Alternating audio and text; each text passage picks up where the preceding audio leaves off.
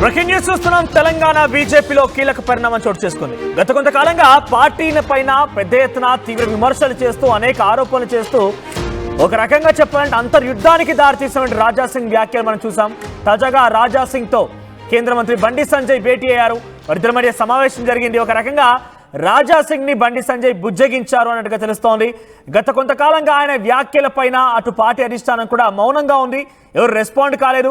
ఏకంగా లబ్బర్ స్టాంపులు అంటూ మాట్లాడుకొచ్చారు. కొత్త నీరు పాత నీరు అంటూ మాట్లాడుకొచ్చారు. మొన్న మధ్య స్థానిక ఎమ్మెల్సీ ఎన్నికలకు సంబంధించిన అంశంలో కూడా ఆఫీస్ బాయ్లు టీలు అందించేవారు, మంచినీళ్ళు ఇచ్చేవారికి పార్టీలో పదవులు ఇస్తారా అంటూ కూడా రాజాసింగ్ సంచలన వ్యాఖ్యలు చేసుకొచ్చారు. అయితే ప్రస్తుతం వాటన్నిటికీ ఫుల్ స్టాప్ పెట్టే విధంగా ఆయన వ్యాఖ్యల్ని, ఆయన ఆగ్రహాన్ని కొంత తగ్గించే విధంగా బండి సంజయ్ రాజాసింగ్తో భేటీ అని తెలుస్తోంది. అధ్యక్షుడి ఎంపిక పైన కూడా తెలంగాణ రాష్ట్ర బీజేపీ అధ్యక్షుడి ఎంపిక పైన కూడా ఇద్దరి మధ్య ఈ సమావేశంలో చర్చ జరిగినట్టు తెలుస్తోంది. ఒకసారి దీనికి సంబంధించి మరిన్ని అప్డేట్స్ మా ప్రతినిధి శ్రీధర్ అందిస్తారు. శ్రీధర్, ఏం జరిగింది? ఇద్దరి మధ్య భేటీలో ఎటువంటి అంశాలు చర్చకు వచ్చాయి? ఇక ఈ దెబ్బతో రాజాసింగ్ కొంత ఆగ్రహం, ఆయన కోపం చల్లరినట్టుగానే భావించాలా? డెఫినెట్గా మన దట్టు రాజాసింగ్కు ఉన్నటువంటి అసంతృప్తి కాస్త తగ్గిందనే చెప్పొచ్చు. ఎందుకంటే కేంద్ర మంత్రి బండి సంజయ్ సాక్షాత్తు వచ్చి రాజాసింగ్తో భేటీ అయ్యారు. భేటీలో పలు కీలక అంశాలు, ఒకవైపు హైదరాబాద్కు సంబంధించినటువంటి స్థానిక సంస్థలకు సంబంధించినటువంటి ఎమ్మెల్సీకి సంబంధించినటువంటి ఎన్నిక ఉంది. ఆ ఎన్నికల్లో వ్యూహాత్మకంగా బీజేపీ ఏ విధంగా ముందుకు వెళ్ళాలన్న దానిపై కూడా రాజాసింగ్తో భేటీ అయ్యారు. బీజేపీకి ఉన్నటువంటి బలం ఏంటి? ఎందుకంటే బీజేపీకి సంబంధించి హైదరాబాద్ లోకల్లో కూడా హైదరాబాద్ స్థానిక సంస్థలకు సంబంధించి ఏకైక ఎమ్మెల్యే ఉన్నటువంటి రాజాసింగ్, ఆయనతో పాటు కార్పొరేటర్లు కూడా ఓటు వేయనున్నారు. కాబట్టి రాజాసింగ్ బలం ఎంతైనా సరే రాజాసింగ్కు సంబంధించి చాలా పట్టున్నటువంటి ఈ హైదరాబాద్ పైన కూడా వెళ్లాల్సినటువంటి వ్యూహాలపైన కూడా ఎంతో చర్చించడమే కాకుండా గత కొంతకాలంగా రాజాసింగ్ పార్టీ పైన అసంతృప్తి ఉన్నారు. రాజాసింగ్కు ఉన్నటువంటి అనుమానాలు కానివ్వండి, పార్టీలో జరిగినటువంటి అవమానాలు ఏవైతే ఉన్నాయో వాటన్నిటికీ కూడా బండి సంజయ్ సర్ది చెప్పారు. రాజాసింగ్కు సంబంధించి పార్టీలో అందరికీ ఒకే విధమైన న్యాయం, ఎక్కడైనా కమ్యూనికేషన్ సంబంధించినటువంటి గ్యాప్ ఏదైనా ఉంటే ఆ గ్యాప్ను ఫుల్ఫిల్ చేస్తుంది. ఎందుకంటే ఒక సీనియర్ ఎమ్మెల్యే, బీజేపీలో చాలా సీనియర్ హిందుత్వవాదిగా పేరున్నటువంటి రాజాసింగ్ వరుసగా 3 సార్లు కూడా గోషమహల్ నుంచి ఎమ్మెల్యేగా ఎంపికయ్యారు. రాజాసింగ్కు ప్రత్యేకమైనటువంటి ఫ్యాన్ బేస్ ఉంది. కాబట్టి దానికి సంబంధించి రాజాసింగ్కు ఉన్నటువంటి అనుమానాలపైన ఒకవైపు బండి సంజయ్ అన్ని వివరాలు వివరించారు.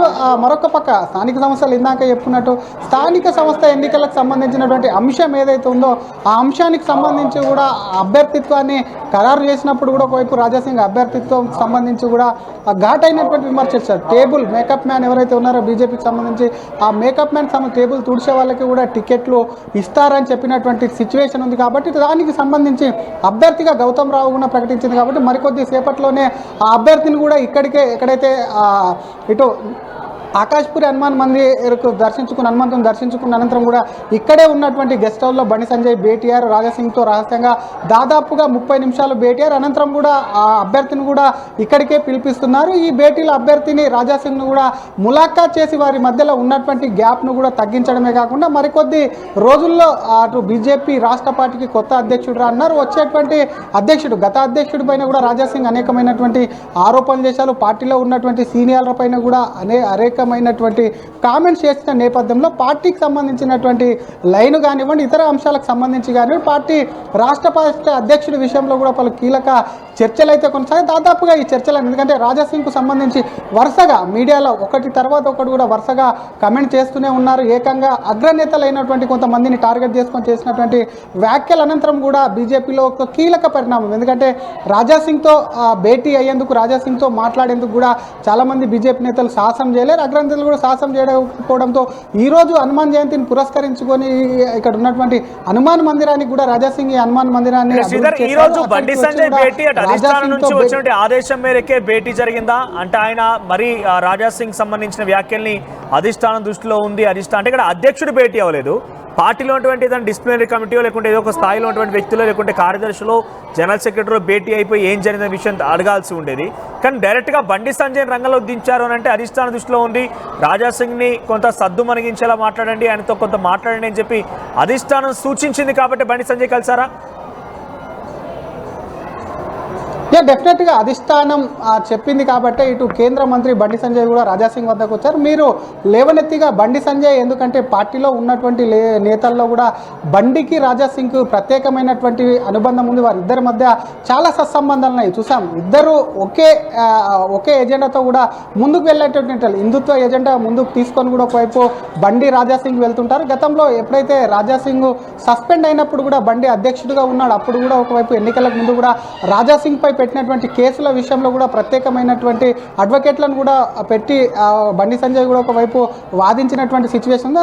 ఆ తర్వాత కూడా జాతీయ పార్టీకి సంబంధించి కూడా బండి రాజాసింగ్ను తొందరగా కూడా ఒకవైపు టికెట్ ఇవ్వాలి, రాజాసింగ్ను బయటికి తీసుకురావాలని చెప్పి రిక్వెస్ట్ చేసినటువంటి సిచ్యువేషన్ కూడా ఉంది. కాబట్టి బండికి రాజాసింగ్కు ఉన్నటువంటి అనుబంధం పార్టీలో మరెవరితో కూడా రాజాసింగ్కు లేకపోవడంతో బండిని ఏకంగా కూడా అటు అధిష్టానం రంగంలోకి దించింది. మరొక విషయం ఏంటంటే స్థానిక సంస్థలకు సంబంధించి నెల 24న ఎన్నికలు ఉన్నాయి కాబట్టి వాటికి సంబంధించి బీజేపీకి ఉన్న బలంతో పాటు ఇతర పార్టీలతో రాజాసింగ్ కూడా కాస్త సత్సంబంధాలు కొనసాగిస్తుంటారు. కాబట్టి వారికి సంబంధించి ఉన్నటువంటి గోషమాల్ హైదరాబాద్ ఏకైక ఎమ్మెల్యే కాబట్టి ఆయన బలం ఉంటే ఉన్నటువంటి అభ్యర్థికి మరింత తోడై కూడా ఇతర పార్టీలకు సంబంధించినటువంటి కార్పొరేటర్లను కూడా తమ వైపుకు తిప్పుకునేందుకు కూడా ఒకవైపు బీజేపీ అయితే యాక్షన్ ప్లాన్లో భాగంగా బండిని రంగంలోకి దింపిందని చెప్పవచ్చు. ప్రత్యేకంగా ఏంటంటే రాజాసింగ్కు బండికి ఉన్న సత్సంబంధాలు, ఎందుకంటే పార్టీలో అగ్రనేతలు అయినప్పుడు కిషన్ రెడ్డి, లక్ష్మణ్ కానివ్వండి ఇతర నేతలకు సంబంధించి కూడా ఎవరితో కూడా అంత రాజాసింగ్కు సత్సంబంధాలు అంత పెద్దగా లేకపోయిన ప్రస్తుతం ఉన్నటువంటి సిచ్యువేషన్లో బండినే కరెక్ట్ అయిన సంబంధించి కూడా చర్చకు వచ్చినట్టు తెలుస్తోంది. ఓకే, దాని గురించి మాట్లాడదాం. కానీ బిఫోర్ దాట్ రాష్ట్ర అధ్యక్షుడు ఎవరనే దానిపైన బీజేపీ కార్యకర్తల్లో కూడా కొంత ఉత్సాహం, కొంత ఆసక్తి రేపుతోంది. ఈరోజు ఇద్దరి మధ్య భేటీ, అంటే ఈరోజు రాజాసింగ్తో భేటీ అయి సఖ్యత కుదిర్చేందుకు ఆయనతో మాట్లాడింది ఒక అధ్యక్షుడు హోదాలో కిషన్ రెడ్డి కాదు.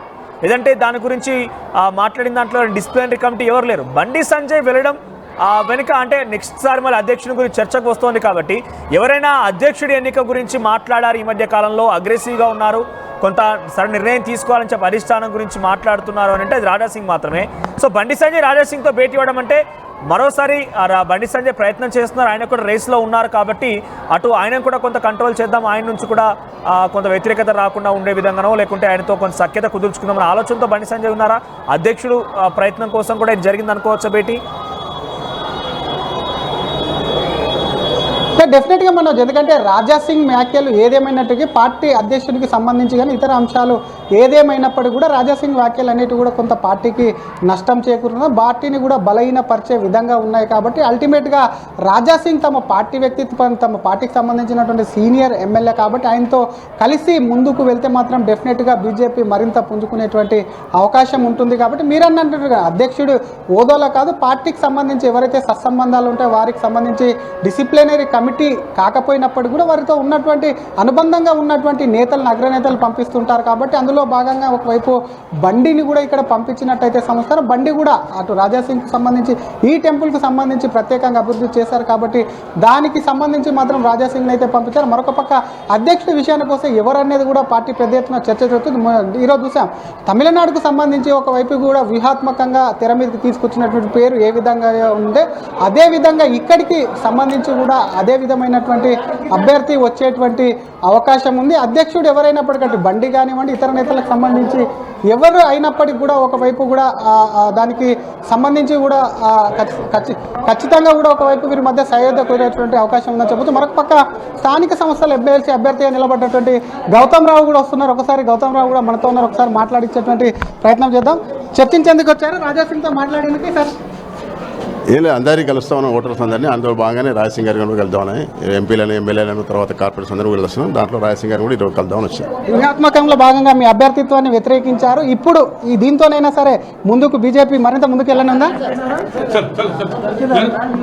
ఇది అసలు చర్చల్లో భాగంగానే అందరినీ కలుస్తున్నాను కాబట్టి అందులో భాగంగానే రాజాసింగ్తో కూడా ఒకవైపు భేటీ అయ్యేందుకు వచ్చానని చెప్పి కూడా హైదరాబాద్ స్థానికల సంస్థల అభ్యర్థిగా బీజేపీ అభ్యర్థిగా నిలబడినటువంటి గౌతమ్ రావు అంటున్నారు. ఇప్పుడే గౌతమ్ రావు కూడా అటు కేంద్ర మంత్రి బండి సంజయ్ రాజా సింగ్ కూడా భేటీలో ఉన్నారు కాబట్టి గౌతమ్ రావు సైతం కూడా వారి భేటీలోకి వెళ్తున్నారు. ప్రస్తుతం ఉన్నటువంటి సిచ్యువేషన్లో ఇందాక ఆయన అడిగినప్పుడు కూడా ఆర్టీవీ అడిగినప్పుడు కూడా మరి మిమ్మల్ని వ్యతిరేకించారన్నప్పుడు కూడా ఆయన సమాధానం చెప్పకుండా వెళ్ళిపోయారు. అసంతృప్తితో ఉన్నటువంటి రాజా సింగ్ కూడా ఒకవైపు క్యాండిడేట్ను డైరెక్ట్గా తీసుకొచ్చి ములాఖాత్ చేసి ఒకవైపు వాళ్ళిద్దరి మధ్యలో కూడా ఒకవైపు సయోధ్య కుదిరించి మరి ఎన్నికలకైతే వెళ్లేందుకు బీజేపీ ప్రణాళికలు రచిస్తుందని చెప్పారు. మరొక పక్క ఇదే కాకుండా మీరు అన్నట్టు అధ్యక్షుడికి సంబంధించినటువంటి అంశంలో కూడా, ఎందుకంటే జిల్లా అధ్యక్షుడికి సంబంధించిన అంశం కాబట్టి గతంలో ఎంపీకి సంబంధించి హైదరాబాద్ ఎంపీకి సంబంధించిన అంశంలో రాజా సింగ్ ఘాటుగానే స్పందించారు. ఆ తర్వాత జరిగినటువంటి ఈ అభ్యర్థిత్వానికి సంబంధించి కూడా ఘాటుగానే స్పందించారు. కాబట్టి వ్యూహాత్మకంగా కొత్త అధ్యక్షుడు వస్తున్న నేపథ్యంలో కూడా రాజా సింగ్తో కూడా ఈ భేటీ అనేది కూడా కీలకంగా మారింది. అది బండికి సంబంధించి ఆ బండి అధ్యక్షుడైన ఈటెల కానీ ఇతర నేతలు లక్ష్మణ్ కానీ ఎవరైనా సరే పార్టీ లైన్లోనే ఉండాలి, పార్టీ చెప్పినట్టే వినాలి. కాబట్టి అటువంటి అంశాలన్నీ కూడా చర్చలో వచ్చినట్టయితే సమాచారం. మొత్తం మీద ఈరోజు బండి భేటీ అనేది మరి రాజా సింగ్ ఇంతటితో తన వ్యాఖ్యలను ఆపేస్తారా, మరి ఇంకా రాజా సింగ్ అసంతృప్తితో మరిన్ని చేస్తారనేది కూడా ఈ రోజు తర్వాత కూడా తెలిసేటువంటి అవకాశం ఉందని చెప్పొచ్చు మనోజ్. Thank you Sridhar. ఏదేమైనా కూడా కొన్ని రోజుల నుంచి రాజా సింగ్ అటు పార్టీ నాయకత్వం పైన పార్టీలో కొంతమంది నాయకులు ఉద్దేశించి చాలా ఘాటు వ్యాఖ్యలు చేస్తున్నారు.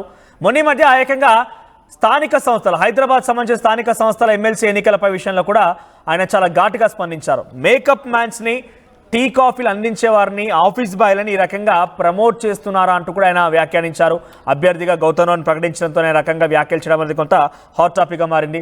ఇక అధ్యక్షుడి ఎన్నిక విషయంలో కూడా అధిష్టానం సరి నిర్ణయం తీసుకోవాలి, రబ్బర్ స్టాంప్లను అధ్యక్షుడిగా చేయకూడదంటూ మాట్లాడుకొచ్చారు. గతంలో ఎమ్మెల్యేలంతా కలిసి ముఖ్యమంత్రిని సీక్రెట్గా కలిశారని మాట్లాడుకొచ్చారు.